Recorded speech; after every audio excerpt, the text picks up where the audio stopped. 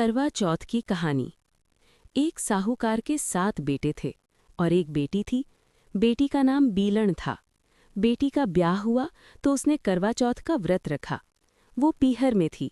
उसके भाइयों ने खाना नहीं खाया।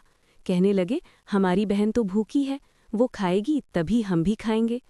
फिर भाई बहन के भूखे होने से व्याकुल होने लगे तो उन्होंने डूंगर में आग लगा दी और कहा, बहन, चांद उग गया है, अर्घ दे दो।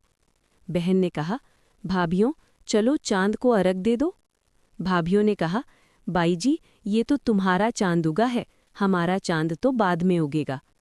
बहन भोली थी, समझी नहीं कि भाइयों ने चलनी में से चांद दिखा दिया है। बहन ने अर्घ दे दिया। बैया निकालकर खाना खाने बैठी तो पहले कौर में मक्खी निकली, दूसरे कौर में बाल निकल आया, तीसरे कौर में ससुराल से बुलावा आ गया कि उसका पति बीमार है। माँ ने कहा, मैं कपड़े निकालती हूँ, तू तैयार हो जा। माँ साड़ी निकालने लगी तो कभी काली साड़ी हाथ में आती, कभी सफ़ेद साड़ी हाथ में आती। माँ ने कहा, बेटा, जाने किस्मत में क्या लिखा है, तू राह में सबके पैर छूती जाना। और माँ ने उसके पल्ले में सोने का एक टका बांध दिया और कहने लगी, जो तुझे अमर सुहाग की आशीष देवे उसे सोने का एक टका दे देना और पल्ले में गांठ लगा लेना। बीलण राह में सबके पैर लगती हुई गई। सबने खूब आशीष दी, पर किसी ने सुहाग की आशीष नहीं दी।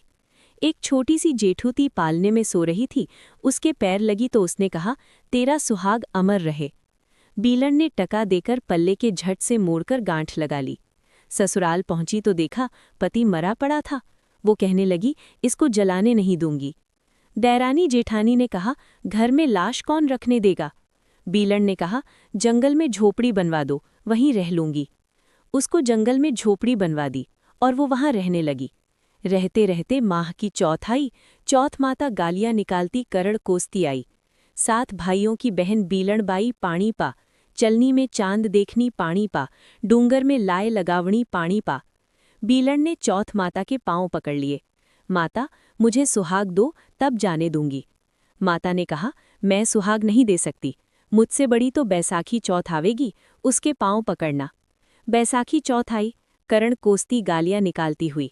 बीलण ने जल्दी से पांव पकड़ लिए। माता, सुहाग दो। बैसाखी ने कहा, मैं नहीं दे सकती, मुझसे बड़ी भादुड़ी चौथ आवेगी, उसके पैर पकड़ लेना।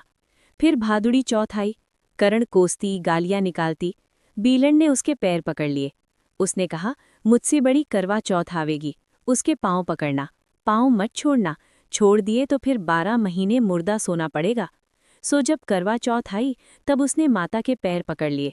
चौथ माता गालियां निकालती रहीं, करण कोसती रहीं। छोड़ पापनी हत्यारी मेरे पैर छोड़, 7 भाइया की बहन बीलण बाई पानी पा, डूंगर में आग लगावणी पानी पा, चलनी में चांद देखनी पानी पा, घणी भुख्यालू पानी पा। उसने नहीं छोड़े। तब माताजी ने काजल आँख से लिया, मेहंदी चट्टी उंगली से ली, रोली टीकी से ली और पानी में घोलकर छींटा दिया तो मुर्दा जीवित हो गया। उसका पति उठकर बोला, ओहो, बहुत नींद आई। बीलण ने कहा, भली नींद आई, मुझे तो सेवा करते 12 महीने हो गए। करवा चौथ माता जाते हुए झोपड़े को महल बना गई थी और धन धान्य से भरपूर कर गई थी। बीलण की सास ने अपनी अन्य बहुओं से कहा, अरे, कोई जाकर बीलण को तो खाना दे आओ, उसका तो आज के दिन सुहाग उजड़ा था, वो तो रो रही होगी। कोई नहीं गया तो सास खुद ही गई। वहां महल देखा और देखा बेटा बहू चौपड़ खेल रहे थे। उनसे सारी बात मालूम हुई। फिर सास ने सबको गांव में जाकर बताया और बाजे गाजे से सारे गांव वालों के साथ जाकर लेकर आए। हे चौथ माता, जैसा सुहाग बीलण को दिया वैसा सबको देना। कहानी को कहने सुनने और हुंकारा देने वाले सभी को देना।